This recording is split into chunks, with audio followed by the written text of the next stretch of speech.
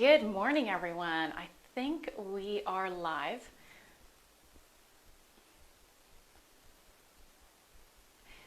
So it says I'm a little bit early. I'm just doing a quick sound check. You never know what's going to happen with technology to you. So if anyone's watching this who happens to have my mobile, just send me a text to know that the sound's going.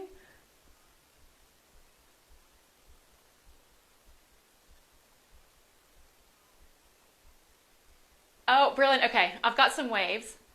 So that is giving me confidence that people can hear me. Oh, brilliant. Okay, sounds good. Awesome. So it's 9:30. Why don't we give everyone just a little bit of time to log on? And that will give everyone watching time to just get your mat ready, or your towel, or whatever you have. Get your water bottle ready to go. Oh, brilliant. Oh, wow. Thanks, everyone. Cool. So, welcome to our yoga and core session. My name is Stef Reid, and I am a Paralympic long jumper. And thank you so much, everyone who's joined.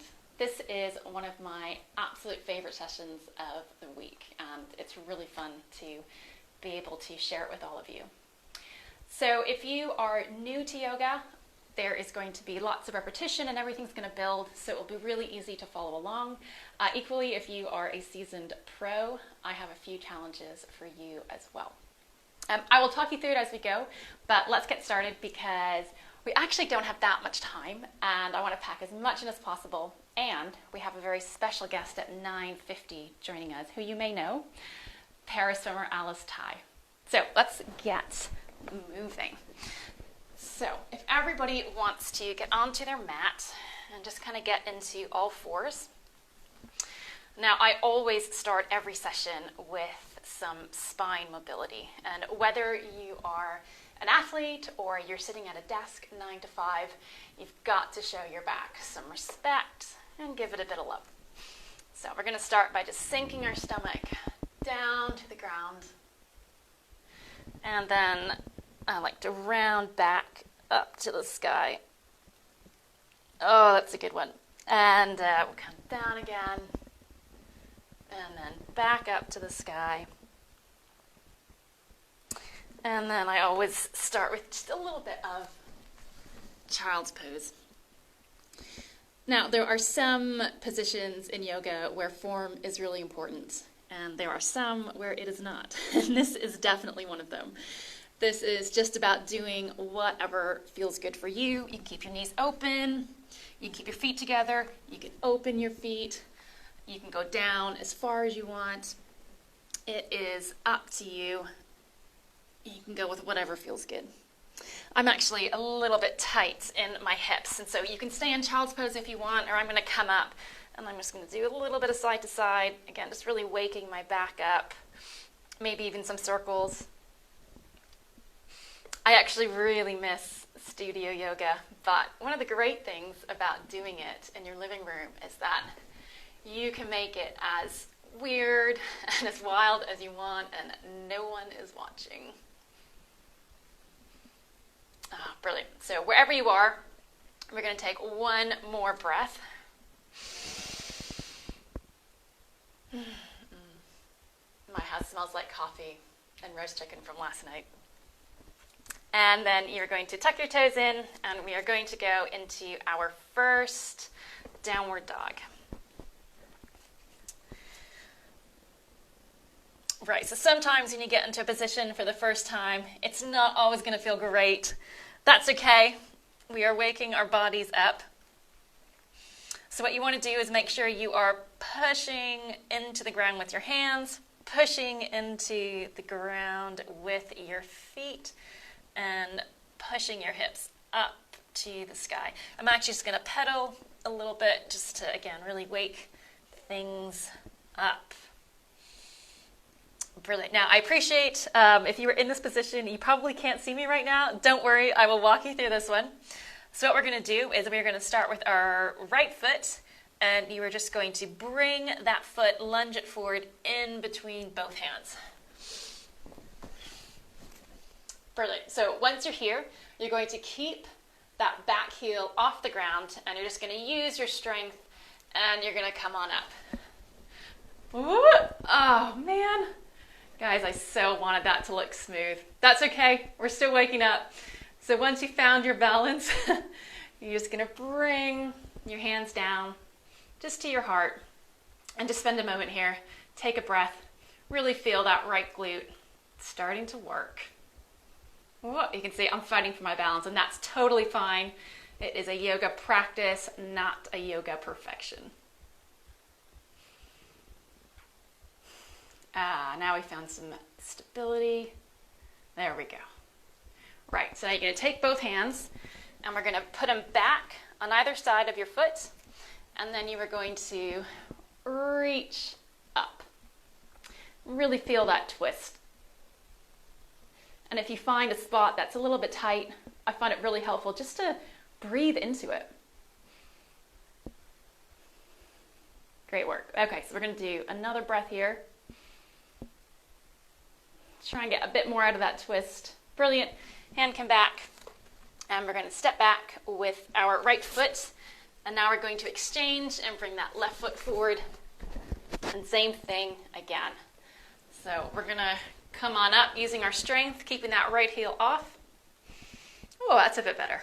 And bring your hands down. And again, feel that left glute working. And just enjoy it and breathe into it.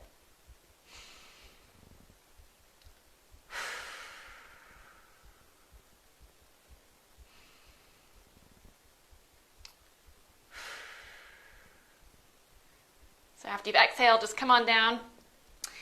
And just like last time, we're going to put our hands on either side of the foot and then just spin forward.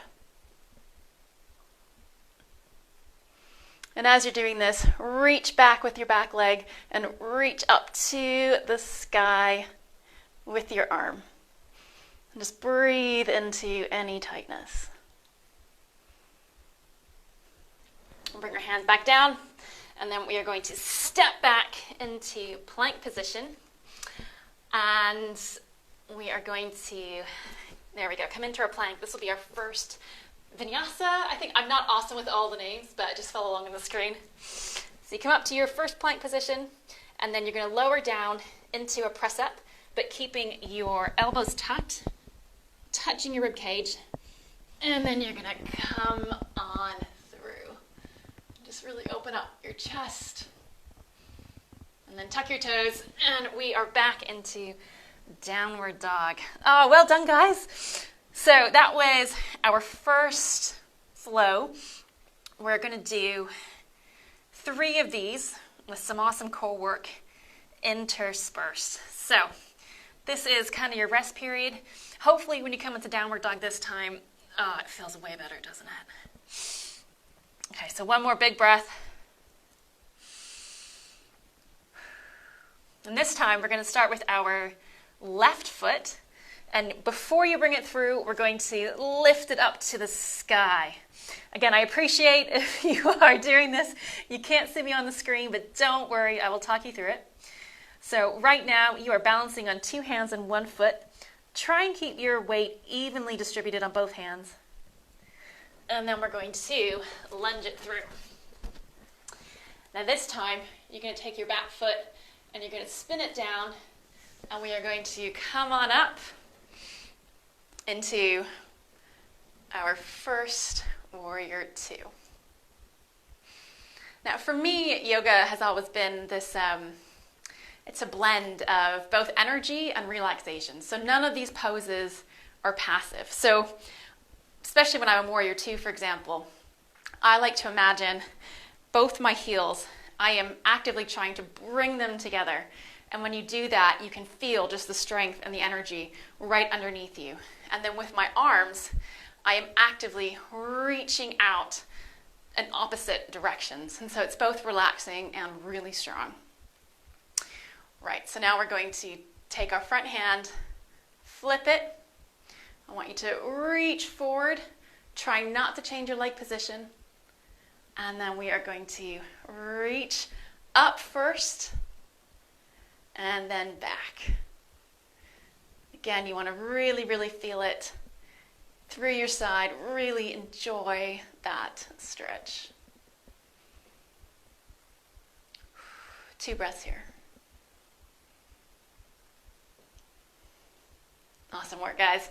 So now we're going to come back, and this time we're going to bring our arm to the front, and we are going to come just over that front thigh, almost pretending like you are an airplane, pushing back with those arms. Now you don't want to rest your torso on your thigh. Now you're using your core. If this is challenging, stay here.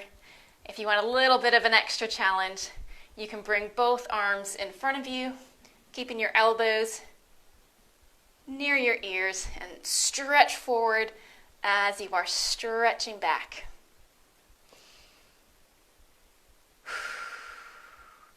Another breath here.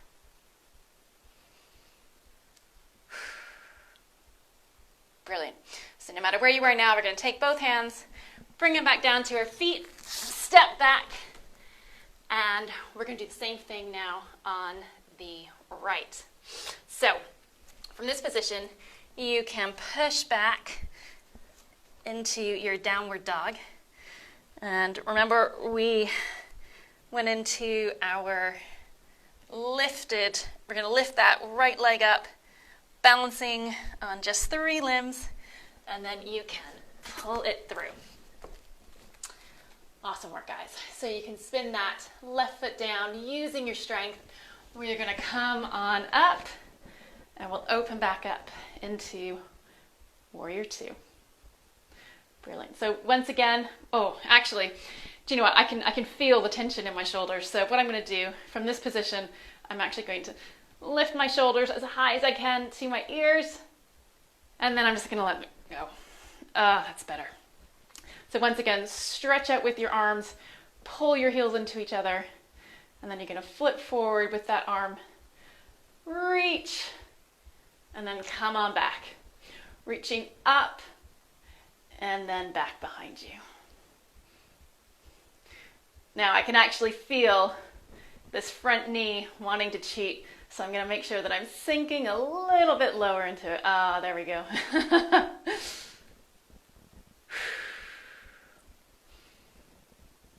Okay, this is a challenging part now, remembering what I did on the other leg. Okay, so now we're going to open back up into Warrior 2. And we're going to bring this hand to the front, and I'm pretty sure we went into a jet airplane. Once again, reaching back. Now, if this is challenging, stay here. If you want an extra challenge, we can bring both hands forward, keeping your elbows near your ears, stretching out as you stretch back with your left foot. Keep breathing.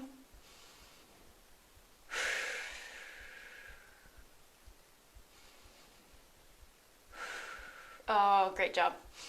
Okay, so we're going to bring our hands down. We're going to step back with that right foot, and we are going to go into our second vinyasa. So come on forward in the plank position. And once again, we are going to come down, keeping our elbows near our ribs, and then coming up. Really open up your shoulders. Just enjoy that stretch. And then we'll push back into downward dog.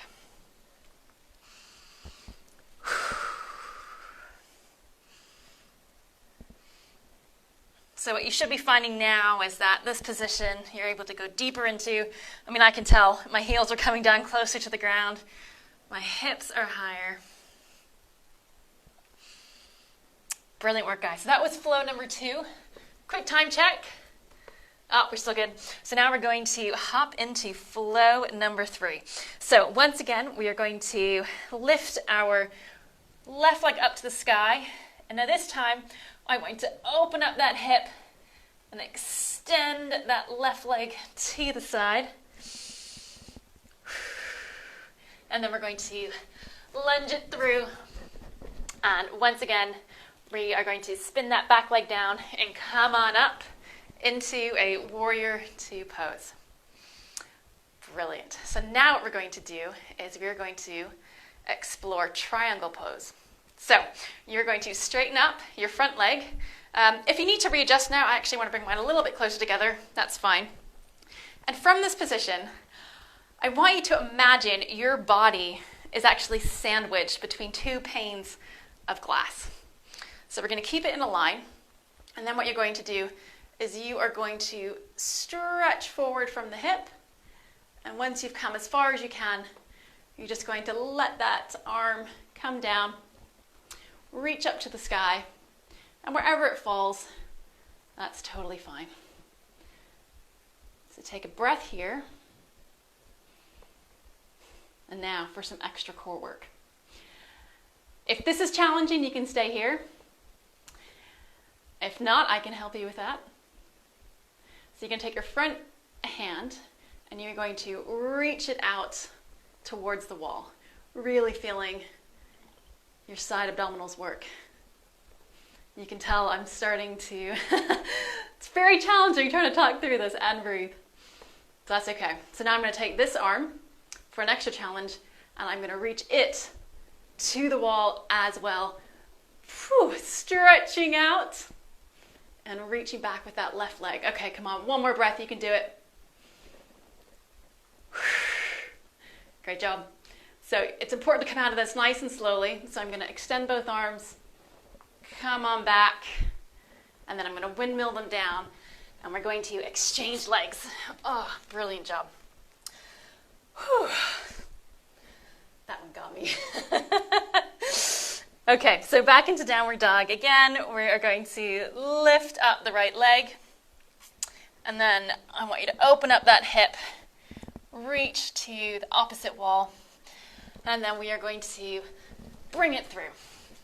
Spin the left leg down, come on up into warrior two, and then just like last time, we are going to straighten that front leg. Once again, if you need to make a bit of an adjustment, go for it. I'm going to actually bring my feet a little bit closer. Great. So remember, body sandwich in between a pane of glass, and you're going to reach forward as far as you can, and then you are just going to let that arm rest wherever it falls on that leg. We've been here before, you know it's coming. If this is challenging, that's fine. Stay here, keep breathing. If you want to do a little bit of exploring, find out where that edge is, we're going to take this arm and you're going to stretch it out to the wall, using your core to help support you. And then for a little added bonus, we're going to take the top hand and it's going to reach to that wall as well. Come on, one more breath here.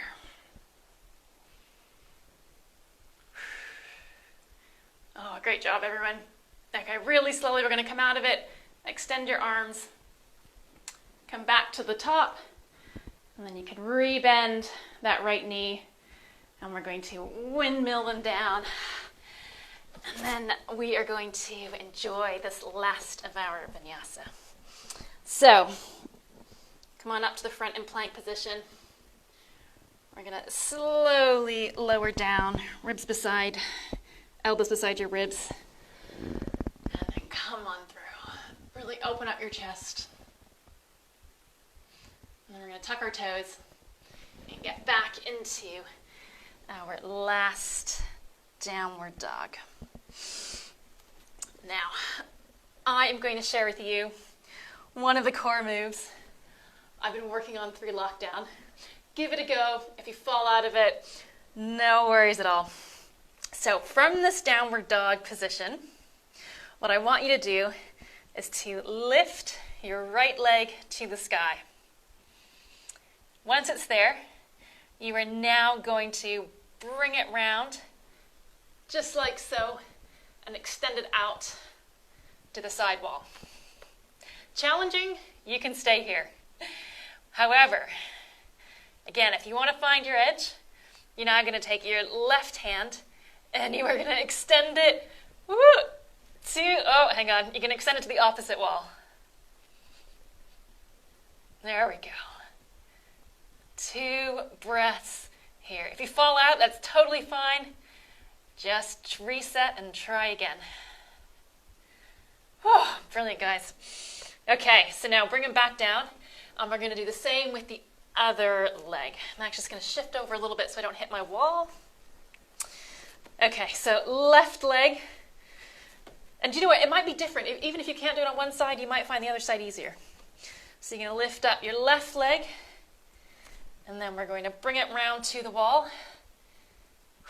Okay, and if you want to now try and lift up your right arm. Woo! Oh man, I'm just gonna give it one more try.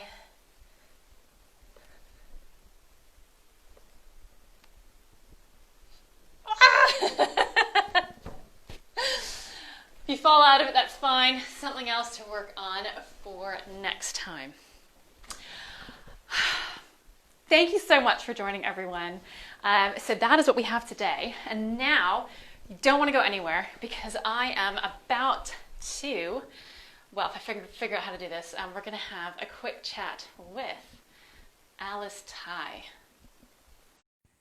Let's see if this works. Well, Oh, Alice! How are you? I'm good. How are you? Oh, 1 sec. Give me a second. I actually can't hear you. Hello? Oh, awesome. Okay. Doing it totally me on my end. How are you? I'm good. That was quite hard. My balance is actually atrocious. Do you know what? It's so funny. Do you notice, like, I notice one side of my body is always better than the other one, but also if I try and do this in the morning, it's nowhere near as good as if I do it in the evening when I've, I don't know, just kind of been awake and my body's been moving. I was like, oh, nice. I need kind of recovery and a bit of core in there as well. And I was trying to balance, and I just quite unstable. So one of the things I have always wanted to add into my yoga practice is handstands. And I've been working super hard on it. I can do it against a wall. I still can't do a freestanding hand one. But I've seen something that you've done, and yours are pretty amazing. Do you have like any tips, or how do you go from not being able to do them to being able to do them? For me, it was, so there's an Instagram page called School of Calisthenics, and the coaches there, they were like helping me throughout it. But one of the things you can do against the wall is if you just kind of bring your feet off slightly and try and balance on your hands.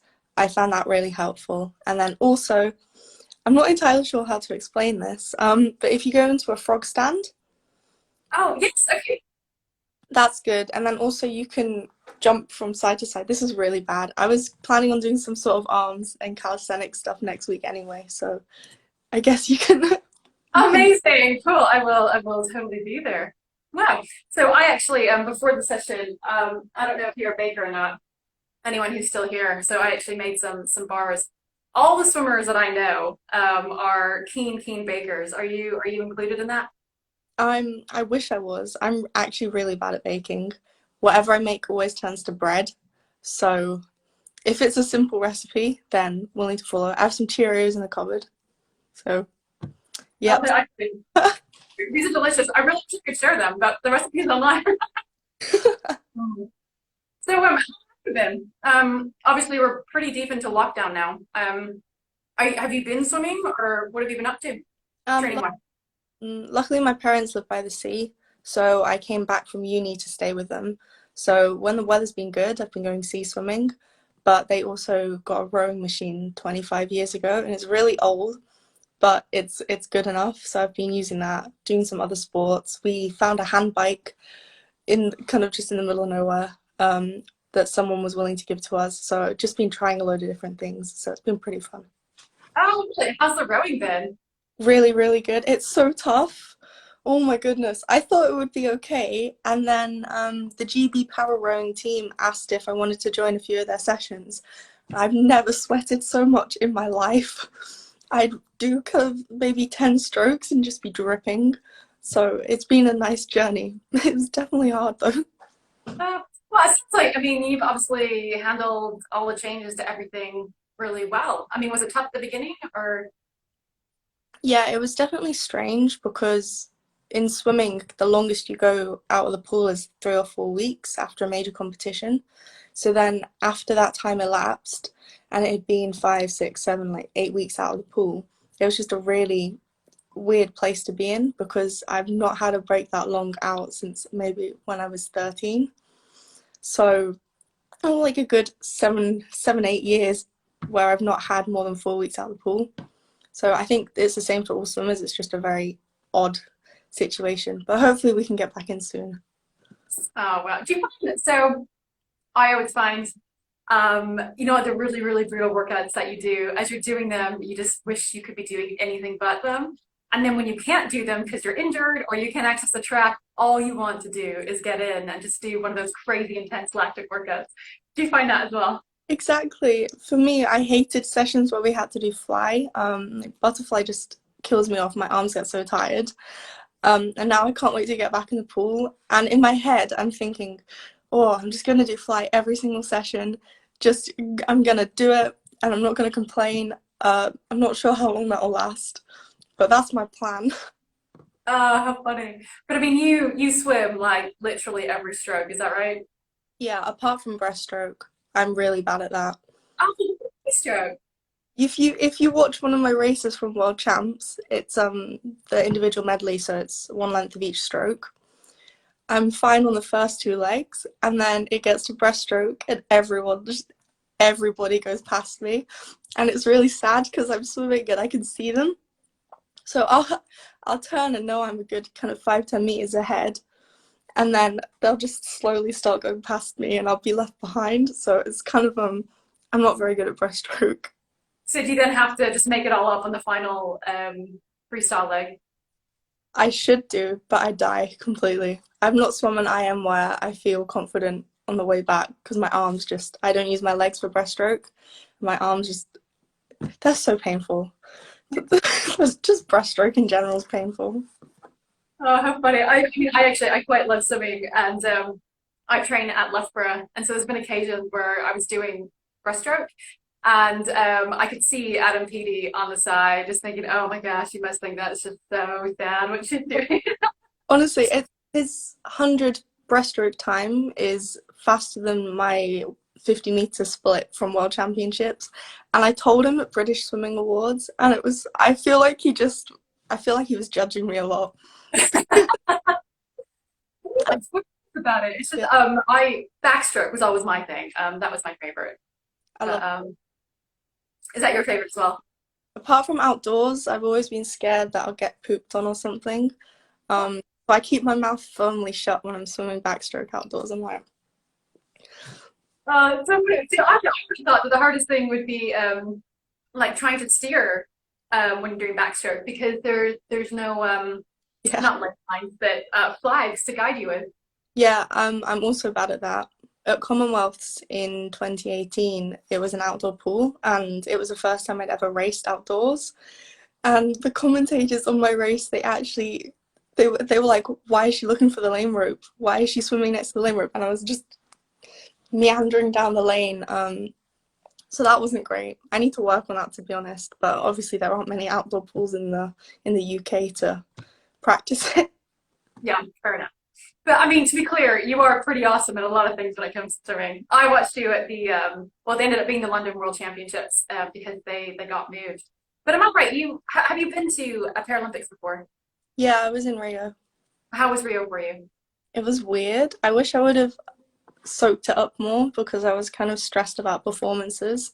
Um, but looking back, it was such a crazy experience, especially the food hall.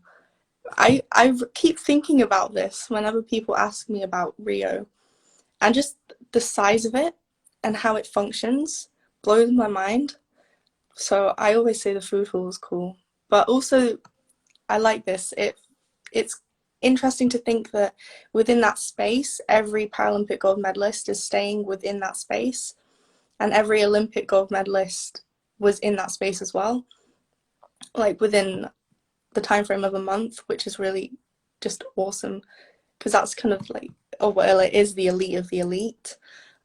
So I like that. It makes me. I'm just walking down a corridor and I'm thinking, wow, everyone who's walked here. Oh, I love that. And do you think how will you approach Tokyo differently than Rio? I think just almost enjoy it more. One thing I've been working with my coach a lot on is not looking at my performance as something to win a medal, but actually just look at it as a performance for myself. So I'm not so stressed about where I place or anything, as long as I know that the preparation for the race has been great and the race itself has been great, and then any medals are just kind of a bonus. So I'm quite excited about that. I like looking at it that way. It just takes a ton of pressure off. So yeah, I'm pretty excited for next year, honestly. Oh, I really like that mentality. I've definitely found there's a sweet spot between really intense pressure and too calm. If you're too stressed out, you can't perform. If you're too calm, you also can't perform. You almost want that sweet spot of tons of adrenaline, but not scared. Yeah, I found because I entered the British Virtual Rowing Championships, and it was last weekend. And my adrenaline hadn't been that high for something in so long. I think it was because it was new and I was excited to try something new, and I felt like I hadn't really shown anyone if I could do anything at all. So I was like, oh, I've got almost like something to prove, where I didn't. But, in my head, I was kind of way more nervous than I have been for any swimming race. But it was good. The adrenaline was good. I did go out way too fast though. But that's, we don't want to talk about that. These athletes were probably all just adrenaline junkies in the end, aren't we? Yeah, it's a great feeling, especially when you're ready to race or something. It's just kind of almost like that extra kick up the butt that you need. Totally. I was at school actually last year, and this little girl asked me, she loved running, and she just said, I get so nervous, and the butterflies just, they, I just hate them so much. How do I get rid of them? And I looked at her and I said, you don't get rid of them, you make friends with them. Like you need them. That's your body preparing you to, put down the best performance you can do. It is. It kind of almost mutes the first part of the race because you're just so almost in the zone. And then when you come out of that zone, when it starts hurting, that's when you have to kind of refocus. But for me, it feels like as soon as I dive in, obviously all the sound of the crowd is muted. And then I come out the water, and the first maybe 10 strokes just feel so easy and smooth. And then everything kind of rushes back. It's very strange. Not sure. Uh, I've got there's a comment here from Sleevey75, and he says, I look forward to the next chapter of your story, Alice. Oh, Got lots of things out there. it's a good one. Do you ever watch a race and just think, I have no recollection of me doing that? Yep, absolutely. Some of the ones towards the end of Worlds, because I was racing every day and it was a 7-day competition. So I whacked on, I think it was 13 races over 7 days. And I was just exhausted after every race because the people in the crowd kept the energy if I won, and then so did the media. And I was just getting out of the pool and I was hanging on for dear life. I was so tired. And then they were excited when they were interviewing me, and the people in the crowd were kind of yelling congratulations. I was like, thank you. I'm tired. I need to sleep. So, Well, it's so funny. People don't always see the behind the scenes stuff of yeah. what goes on and what it's really like. And sometimes it's really fun, sometimes it's really tough. Yeah, I agree. I think that's the side of thing that people don't usually see with athletes is the tough bits, because when we turn up to race, it's our best selves that we put out there. And then whenever they realize that there's actually a whole lot underneath this one person, it's just like they just see the top bit. It's almost like a strange realization that we're all normal as well.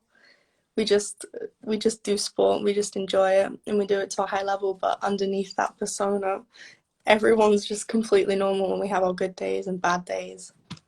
Yeah, you know what? Maybe we should all actually just be, as athletes, more honest about our bad days as well, so people understand that, failure is just a totally normal part of training, of life, and you just crack on, don't you? Yeah. Well, I think, oh man, we're 4 minutes over. You're way too interesting, Alice. Sorry. That's okay. But thank you so much for joining. So as we heard, Alice is going to be doing a pretty awesome handstand session. I know that I'm going to be there. I'll practice between now and then. But it was really great to chat with you. And don't forget, Alice Ty will be back at 9:30 next Tuesday. And you can find out how to train like another Paralympian. Yeah. Thanks so much, Alice. Thank you so much, everyone, for joining. Have a great day. Bye.